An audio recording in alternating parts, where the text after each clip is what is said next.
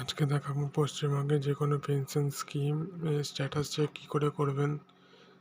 তার জন্য Google Chrome ব্রাউজারে চলে এসেছেন, সার্চ বারে গেলাম, সেখানে যে কোনো একটা পেনশন স্কিম দিয়ে স্ট্যাটাস চেক লিখতে হবে, ওল্ড এজ পেনশন।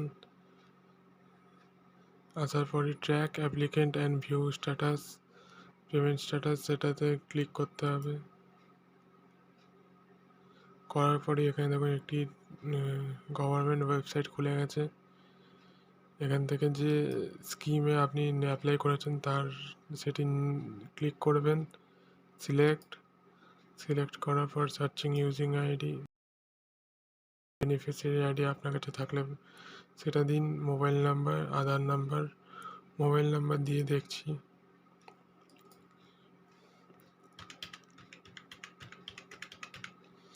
দেওয়ার পর যে ক্যাপচা কোডটা আছে সেটা দিয়ে দিতে হবে।